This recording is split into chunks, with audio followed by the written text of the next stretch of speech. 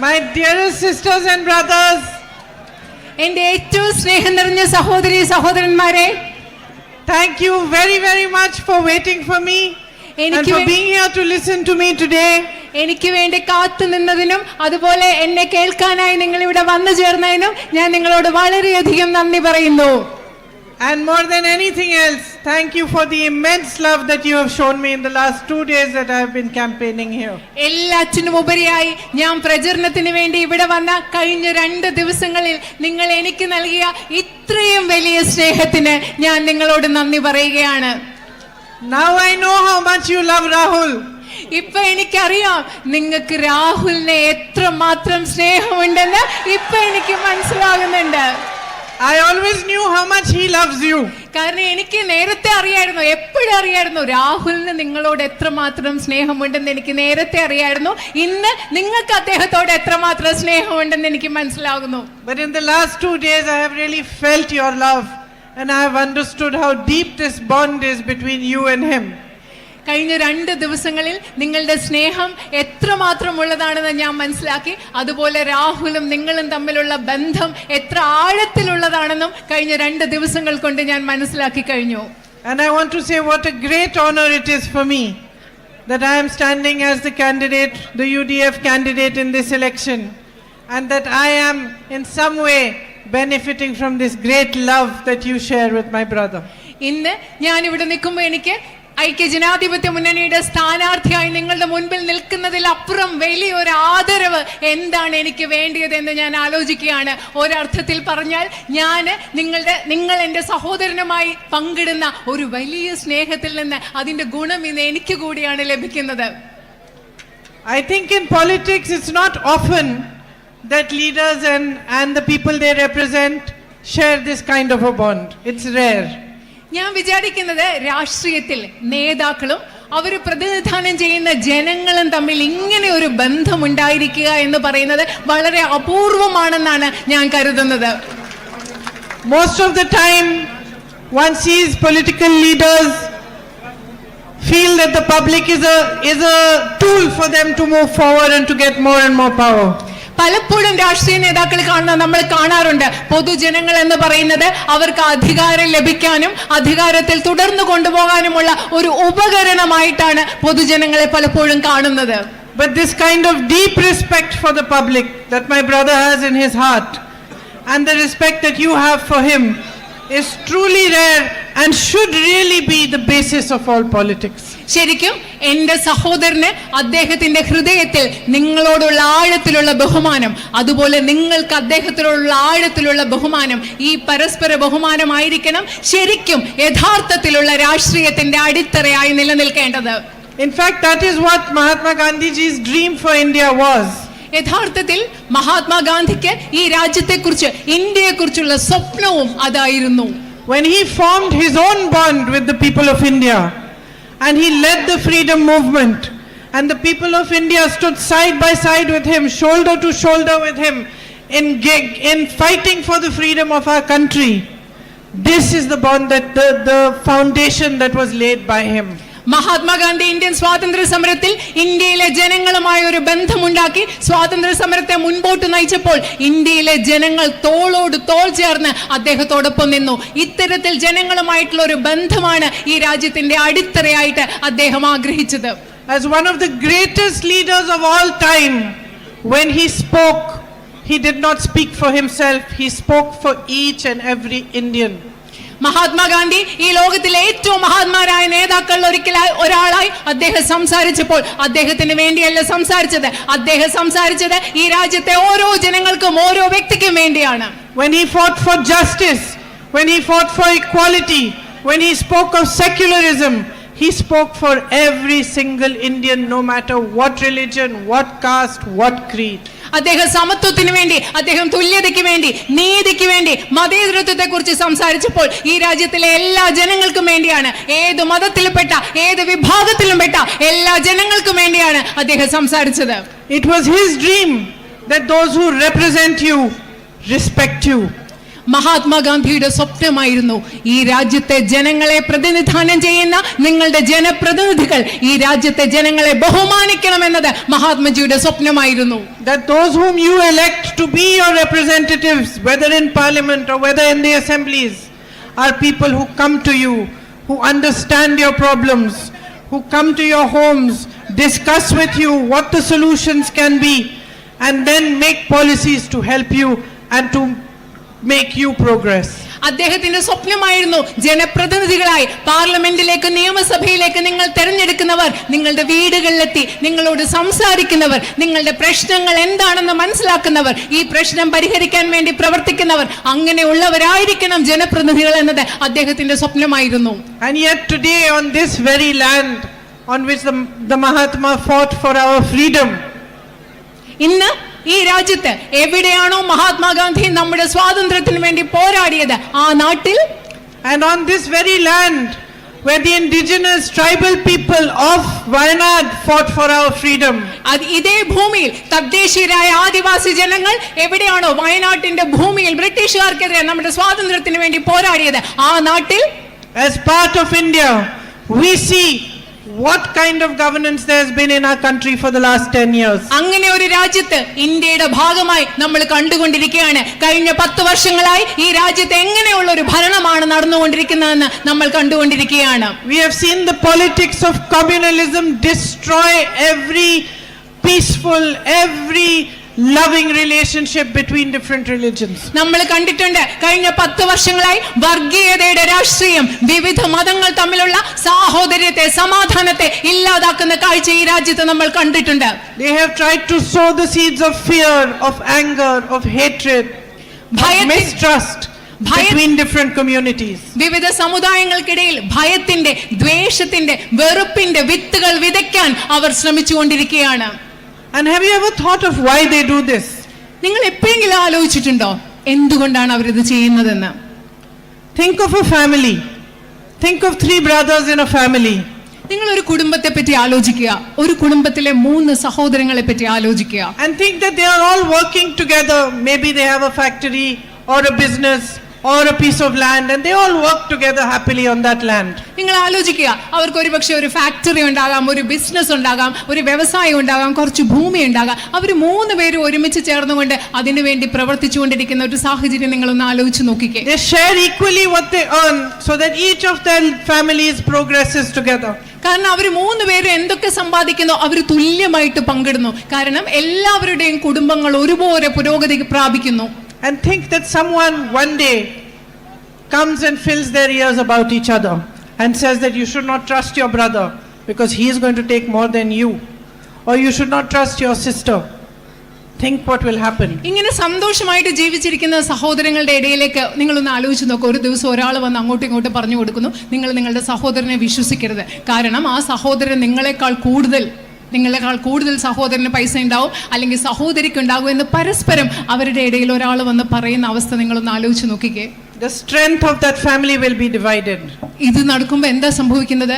ആ കുടുംബത്തിന്റെ ഐക്യം, ആ കുടുംബത്തിന്റെ ശക്തി ഇല്ലാതെ അവർ വിഭജിച്ചു പോകും. They will fight. അവർ അങ്ങോട്ടും ഇങ്ങോട്ടും പരസ്പരം പോരാടും. And no family, no country can benefit from this kind of a fight. ഇങ്ങനെ പരസ്പരമുള്ള ഒരു പോരാട്ടത്തിൽ നിന്ന് ഒരു കുടുംബത്തിന് ഗുണമുണ്ടാവില്ല. അതുപോലെ ഒരു രാജ്യത്തിനും അതിനുള്ളിലെ ആളുകൾ പരസ്പരം പോരാടുമ്പോൾ ഒരിക്കലും ഗുണമുണ്ടാവില്ല. If this were to happen in a family, then the person sowing those seeds of mistrust would be the only one who would benefit from the fight. ഇങ്ങനെ ഒരു കുടുംബത്തിൽ ഒരു സാഹചര്യം ഉണ്ടാവുകയാണെങ്കിൽ ആ കുടുംബത്തിലെ ആളുകളുടെ ഇടയിൽ അവിശ്വാസത്തിന്റെ വിത്ത് പാകിയ ആളാണോ ആ ആളിന് മാത്രമായിരിക്കും ഈ കുടുംബാംഗങ്ങളുടെ ഇടയിൽ ഉണ്ടാകുന്ന ഒരു പോരാട്ടത്തിൽ നിന്ന് ഗുണമുണ്ടാവുക. And in the same way this happens in politics. ഇതേ രീതിയിലാണ് രാഷ്ട്രീയത്തിലും നടന്നുകൊണ്ടിരിക്കുന്നത്. When you are told to fight each other, somebody is benefiting. നിങ്ങൾ ഓർക്കുക, നിങ്ങളോട് പരസ്പരം പോരാടാൻ പറയുമ്പോൾ ആർക്കോ ഇതിന്റെ ഗുണം കിട്ടിക്കൊണ്ടിരിക്കുകയാണ്. Somebody is using your emotions. നിങ്ങളുടെ വികാരങ്ങളെ ആരോ ഉപയോഗിച്ചുകൊണ്ടിരിക്കുകയാണ്. And most of the time it is the one who is sowing these seeds within you that is benefiting. കൂടുതൽ സമയത്തും നിങ്ങളുടെ ഉള്ളിൽ വിദ്വേഷത്തിന്റെ വിഭാഗീയതയുടെ വിത്തുകൾ പാകുന്നത് ആരാണോ അവരാണ് ഇതിൽ നിന്ന് ഗുണമുണ്ടാക്കിക്കൊണ്ടിരിക്കുന്നതെന്ന് നിങ്ങൾ മനസ്സിലാക്കണം. So the result of this kind of politics ruling us at the center for the last 10 years has been that you have been constantly distracted. കാരണം നമ്മുടെ രാജ്യത്തെ കഴിഞ്ഞ 10 വർഷങ്ങളായി ഇത്തരത്തിൽ ഭരിച്ചുകൊണ്ടിരിക്കുന്ന ഒരു രാഷ്ട്രീയത്തിന്റെ റിസൾട്ട്, ഈ രാഷ്ട്രീയത്തിന്റെ ഫലമായി സംഭവിക്കുന്നതെന്ന് വെച്ചാൽ നിങ്ങളുടെ ശ്രദ്ധ എപ്പോഴും നിരന്തരമായി നിങ്ങളുടെ ശ്രദ്ധ വ്യതിചലിപ്പിച്ചുകൊണ്ട് മാറ്റിക്കൊണ്ടിരിക്കുകയാണ്.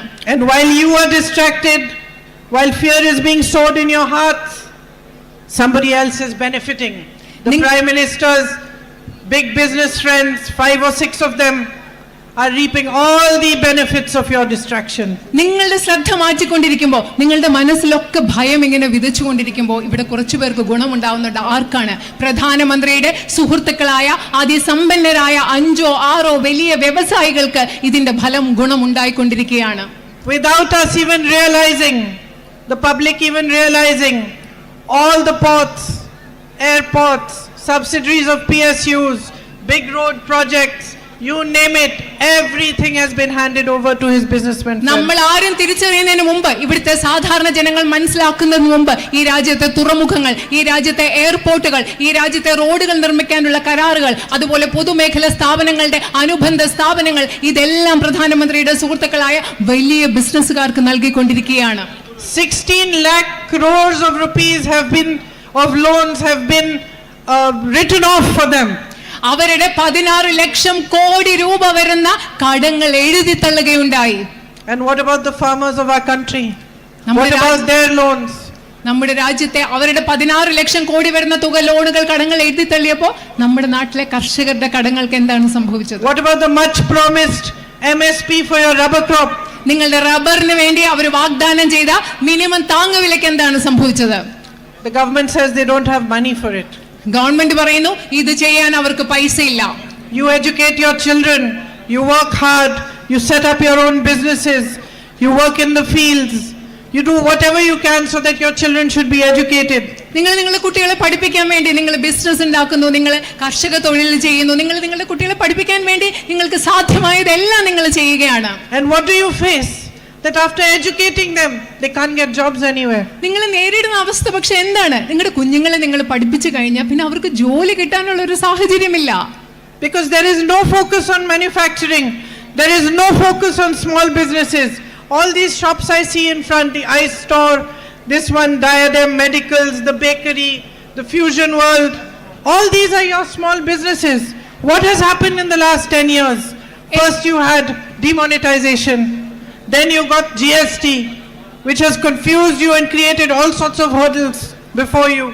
നിങ്ങൾ കുട്ടികൾക്ക് ജോലി വേണം, പക്ഷെ ജോലിയില്ല. കാരണം നമ്മൾ ഉൽപാദന മേഖലയിൽ ശ്രദ്ധിക്കുന്നില്ല. ഇവിടെയുള്ള ഐസ് സ്റ്റോർ ഉണ്ട്, ഗോൾഡ് സിറ്റി ഉണ്ട്, ഇതുപോലെ ധാരാളം കടകളുണ്ട്. ഇങ്ങനത്തെ ചെറിയ ചെറിയ കടകളിൽ ചെറിയ ചെറിയ വ്യാപാര സ്ഥാപനങ്ങളിൽ തൊഴിലുണ്ടാക്കുന്നതിനെ പറ്റി അവർ ശ്രദ്ധിക്കുന്നില്ല. ഗവൺമെന്റിന്റെ നോട്ട് നിരോധനവും GSTയും ഒക്കെ വന്ന ശേഷം, ചരക്ക് സേവന നികുതിയൊക്കെ വന്ന ശേഷം ഈ ചെറിയ സ്ഥാപനങ്ങളെ, വ്യാപാര സ്ഥാപനങ്ങളെ മുഴുവൻ ആശയക്കുഴപ്പത്തിലാക്കുകയാണ് ഉണ്ടായത്. No policies have been made to strengthen you. നിങ്ങളെ ശക്തിപ്പെടുത്തുന്നതിന് വേണ്ടി ഈ രാജ്യത്ത് ഒരു നയങ്ങളും ഉണ്ടാക്കുന്നില്ല. To strengthen agriculture. കൃഷിയെ, കാർഷിക വൃത്തിയെ ശക്തിപ്പെടുത്താനുള്ള നയങ്ങൾ ഇവിടെ ഉണ്ടാകുന്നില്ല. Where houses should be given to tribal peoples, their rights on their land should be given to them. Better access to healthcare, better access to education should be given to them. What has happened? Their lands are being snatched away from them in state after state and handed over to the Prime Minister's businessmen friends. നമ്മുടെ ആദിവാസി സമൂഹത്തിൽപ്പെട്ടവർക്ക് മെച്ചപ്പെട്ട വീടുകൾ നൽകണം, അവർക്ക് ആരോഗ്യ സൗകര്യങ്ങൾ നൽകണം, വിദ്യാഭ്യാസ സൗകര്യങ്ങൾ നൽകണം. പക്ഷെ അതിനു പകരം ഈ രാജ്യത്ത് എന്താണ് സംഭവിക്കുന്നത്? നമ്മുടെ ആദിവാസി സമൂഹത്തിൽപ്പെട്ടവരുടെ ഭൂമി എടുത്തു മാറ്റി പ്രധാനമന്ത്രിയുടെ സുഹൃത്തുക്കളായ സമ്പന്നരായ വ്യവസായികൾക്ക് നൽകുകയാണ് ഈ രാജ്യത്ത് നടന്നുകൊണ്ടിരിക്കുന്നത്. A disaster takes place in Wayanad. There is a massive landslide. People lose their livelihood. People lose their entire families. I met little children who had lost every single member of their family. വയനാട്ടിൽ ഒരു വലിയ പ്രകൃതി ദുരന്തം നടന്നു, മണ്ണിടിച്ചിൽ നടന്നു, ഉരുൾപൊട്ടൽ നടന്നു. അവിടെ ജീവിതത്തിലെല്ലാം നഷ്ടപ്പെട്ട, കുടുംബങ്ങൾ നഷ്ടപ്പെട്ട അവരെ ഞാൻ കണ്ടു, വീടുകൾ നഷ്ടപ്പെട്ട, ജീവനോപാധി നഷ്ടപ്പെട്ടവരെ കണ്ടു, എല്ലാം നഷ്ടപ്പെട്ട കൊച്ചു കുഞ്ഞുങ്ങളെ ഞാൻ അവിടെ കണ്ടു. And the result of the BJP's kind of politics is that the Prime Minister comes here, he meets the victims of that tragedy, but for months he does not release the funds that they need to make their lives better again. നിങ്ങൾക്കറിയോ BJP പ്രവർത്തിക്കുന്ന BJPയുടെ രാഷ്ട്രീയത്തിന്റെ ഫലം എന്താണെന്നറിയോ? ഈ വയനാട്ടിൽ ഇത്രയും വലിയ ദുരന്തം ഉണ്ടായപ്പോൾ ആ ദുരന്തത്തിൽ അതിജീവിച്ചവരെ കാണാൻ പ്രധാനമന്ത്രി ഇവിടെ വന്നു. അവിടുത്തെ ആളുകളെ കണ്ട് സംസാരിച്ചു. പക്ഷേ അവർക്ക് ആവശ്യമുള്ള, അവർക്ക് അർഹതപ്പെട്ട സാമ്പത്തിക സഹായം ഇതുവരെ നൽകാൻ അവർ തയ്യാറായിട്ടില്ല. You have a huge issue of man-animal conflict here. ഇവിടെ മനുഷ്യ വന്യജീവി സംഘർഷം എന്ന് പറയുന്ന ഒരു വലിയ ഇഷ്യൂ, ഒരു വലിയ പ്രശ്നം നിങ്ങൾ നേരിടുന്നുണ്ട്. Something that needs a concerted effort so that a good solution can be found. എല്ലാവരും കൂടെ ചർച്ച ചെയ്യാനുള്ള ഒരു പരിശ്രമം വേണം. ഇതിന് കൃത്യമായ നല്ലൊരു പരിഹാരം കണ്ടുപിടിക്കാനുള്ള ഒരു പരിശ്രമം ഇവിടെ വേണം. Instead, suddenly the government announces ESA and puts 13-14 villages into that zone without so much as consulting the people who live on that land. പക്ഷെ അതിനു പകരം എന്താ ചെയ്യുന്നത്? ഭൂമിയിൽ ഇവിടെ താമസിക്കുന്ന ആളുകളോടൊന്നും ചർച്ച ചെയ്യാതെ ഗവൺമെന്റ് പ്രത്യേകിച്ച് ഒരു ദിവസം പരിസ്ഥിതി ആഘാത പഠനം നടത്തി പരിസ്ഥിതി മേഖലകൾ പ്രഖ്യാപിച്ച് നിങ്ങളുടെ ഗ്രാമങ്ങളെ അതിനകത്തേക്ക് കൊണ്ടുവരുന്നു. അവിടെ ഒരു ചർച്ചയും നടക്കുന്നില്ല. Suddenly from one day to the next new rules apply to you. ഒരു ദിവസം മുതൽ മറ്റൊരു ദിവസം വരെ പുതിയ നിയമങ്ങൾ നിങ്ങളുടെ ജീവിതത്തിൽ പ്രാബല്യത്തിൽ വരികയാണ്. And your voice remains unheard. നിങ്ങളുടെ ശബ്ദം കേൾക്കാതെ ഇരിക്കുകയാണ്. So my sisters and brothers, if there is a time when your voice needs to be heard loud and clear, the voice of every single Indian needs to echo all across this nation, it is now.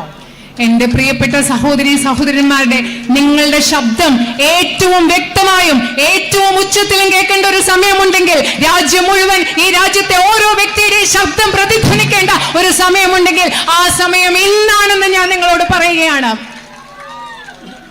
Each one of you represent all that is beautiful about our nation. ഇവിടെയുള്ള നിങ്ങൾ ഓരോരുത്തരും പ്രതിനിധാനം ചെയ്യുന്നത് നമ്മുടെ രാജ്യത്ത് ഏറ്റവും മനോഹരമായിട്ടുള്ളത് എന്താണോ അതിനെയാണ് ഇവിടെയുള്ള നിങ്ങൾ ഓരോരുത്തരും പ്രതിനിധാനം ചെയ്യുന്നത്. Yes, you also. You're looking at you have a beautiful smile. Yeah. നിങ്ങൾക്ക് മനോഹരമായ ഒരു പുഞ്ചിരിയുണ്ട്. Why? Because here in Wayanad you have always stood for what is right. എന്തുകൊണ്ടാണ് ഞാൻ അങ്ങനെ പറയുന്നത്? കാരണം വയനാട്ടിലെ ജനങ്ങൾ എല്ലാ കാലത്തും എന്താണോ ശരി അതിനു വേണ്ടി നിലകൊണ്ടിട്ടുള്ള ജനങ്ങളാണ് നിങ്ങൾ. This has been your history. ഇത് നിങ്ങളുടെ ചരിത്രമാണ്. There is so much natural beauty here, but you have beauty of the spirit. ഇവിടെ മനോഹരമായ പ്രകൃതി സൗന്ദര്യം ധാരാളമുണ്ട്. പക്ഷെ അത് മാത്രമല്ല, നിങ്ങൾക്കുള്ളിന്റെ ഉള്ളിൽ വരുന്ന നിങ്ങളുടെ ചൈതന്യത്തിന് ഒരു സൗന്ദര്യമുണ്ട്. Today the whole world is recognizing that my brother is fighting for the truth and he's been fighting alone. ഇന്ന് ലോകം മുഴുവൻ തിരിച്ചറിയുകയാണ്, എന്റെ സഹോദരൻ സത്യത്തിന് വേണ്ടി പോരാടിക്കൊണ്ടിരിക്കുകയാണ്, സത്യത്തിന് വേണ്ടി അദ്ദേഹം തനിയെ പോരാടിക്കൊണ്ടിരിക്കുകയാണെന്ന് ഇന്ന് ലോകം മുഴുവൻ തിരിച്ചറിയുന്നു. But you, my sisters and brothers, recognized it the minute you saw his face. പക്ഷേ ലോകം മുഴുവൻ ഇന്നത് തിരിച്ചറിയുമ്പോൾ എന്റെ സഹോദരന്മായ നിങ്ങൾ ഓരോരുത്തരും അദ്ദേഹത്തിന്റെ മുഖം കണ്ട നിമിഷം അദ്ദേഹം സത്യത്തിന് വേണ്ടി പോരാടുന്ന ആളാണെന്ന് നിങ്ങൾ തിരിച്ചറിഞ്ഞു. You are the light that the whole of India should see. Where Hindus, Muslims, Christians live as brothers and sisters. No fighting, no anger, no hatred. നിങ്ങൾ ഇന്ത്യ മുഴുവൻ കാണേണ്ട പ്രകാശമാണ് ഇവിടെയുള്ള ജനങ്ങൾ. ഇവിടെ ഹിന്ദുവും മുസ്ലിം ക്രിസ്ത്യാനിയും ഒരു പ്രശ്നവുമില്ലാതെ ഒരുമിച്ച് സാഹോദര്യത്തോടെ ജീവിക്കുന്ന നിങ്ങൾ എന്ന് പറയുന്നത്. You are the dream that Mahatma Gandhi dreamt. Mahatma Gandhi കണ്ട സ്വപ്നമാണ് നിങ്ങൾ, ഇവിടെയുള്ള വയനാട്ടിലെ ജനങ്ങൾ. And here, standing here on this stage in front of you, I can tell you from my heart, there is no greater honor for me than to be given the chance to represent you in parliament. ഇന്ന് ഈ സ്റ്റേജിൽ നിങ്ങളുടെ മുമ്പിൽ നിന്ന് എനിക്ക് പറയാൻ കഴിയും, നിങ്ങളെ ഇന്ത്യൻ പാർലമെന്റിൽ പ്രതിനിധീകരിക്കുക എന്നതിലുപരി അതിലും വലിയ ഒരു ആദരവ് എനിക്ക് കിട്ടാനില്ല എന്ന് എനിക്ക് നിങ്ങളോട് പറയാൻ സാധിക്കും. Plus, I have been a housewife now for 30 years, more than 30 years. So I have a really loud voice. My husband will tell you. ഞാൻ 35 വർഷമായി വീടൊക്കെ നോക്കുന്ന ഒരു വീട്ടമ്മയാണ്. അതുകൊണ്ട് എനിക്ക് നല്ല ശബ്ദമുള്ള ഉയർച്ചയുള്ള ഒരു ശബ്ദമുണ്ട്. എൻ്റെ ഹസ്ബൻഡ് അത് നിങ്ങളോട് പറയും. And when I fight, sisters, I really fight. ഞാൻ ഫൈറ്റ് ചെയ്യുമ്പോൾ ഉണ്ടല്ലോ എൻ്റെ സഹോദരിമാരെ, നിങ്ങൾക്ക് അറിയാവുന്ന പോലെ ഞാൻ നല്ല ഫൈറ്റ് ചെയ്യുമ്പോൾ, യുദ്ധം ചെയ്യുമ്പോൾ, വഴക്കുണ്ടാക്കുമ്പോൾ ഞാൻ നല്ല ശക്തമായിട്ട് പോരാടുന്ന ആളാണ്. So you have a fighter here for you, If you choose to support me and you choose to make me your MP, I will not disappoint you. I will raise your voice on every platform. നിങ്ങൾക്ക് അതുകൊണ്ട് എൻ്റെ സഹോദരിമാരെ, നിങ്ങൾക്ക് ഇവിടെ ഒരു പോരാളിയുണ്ട്. നിങ്ങൾക്ക് വേണ്ടി പോരാടാനുള്ള ഒരു പോരാളി ഇവിടെയുണ്ട്. നിങ്ങളുടെ ശബ്ദം ഇന്ത്യൻ പാർലമെന്റിലും എല്ലാ വേദികളിലും ഞാൻ ഉയർത്തും. നിങ്ങളെ ഒരിക്കലും ഞാൻ നിരാശപ്പെടുത്തുകയില്ല. But you have already accepted me as your family, and you are, as I said, my sisters and brothers. So I have already dedicated myself, and I want you to know that I will be committed to you for the rest of my life. പക്ഷേ നിങ്ങൾ ഇപ്പോൾ തന്നെ നിങ്ങളുടെ കുടുംബമായിട്ട് എന്നെ ഉൾക്കൊണ്ടു, നിങ്ങളുടെ കുടുംബമായിട്ട് എന്നെ അംഗീകരിച്ചിരിക്കുന്നു. ഞാൻ നിങ്ങളോട് ഇപ്പോൾ തന്നെ നിങ്ങളുടെ സേവനത്തിൽ ഞാൻ എന്നെ സമർപ്പിച്ചിരിക്കുകയാണ്. ഞാൻ എല്ലാ കാലവും നിങ്ങളോട് പ്രതിബദ്ധതയുള്ളവളായിരിക്കും എന്ന് ഞാൻ നിങ്ങളോട് ഉറപ്പ് നൽകുകയാണ്. നിങ്ങളുടെ സേവനത്തിന് വേണ്ടി ഞാൻ എന്നെ സമർപ്പിക്കുകയാണ്. Thank you for all the love you have given me and all the respect you are giving me. I will not let you down. നിങ്ങൾ നൽകിയ എല്ലാ സ്നേഹത്തിനും ബഹുമാനത്തിനും ഞാൻ നന്ദി പറയുന്നു. നിങ്ങളെ ഞാൻ ഒരിക്കലും നിരാശപ്പെടുത്തുകയില്ല. Thank you. നന്ദി.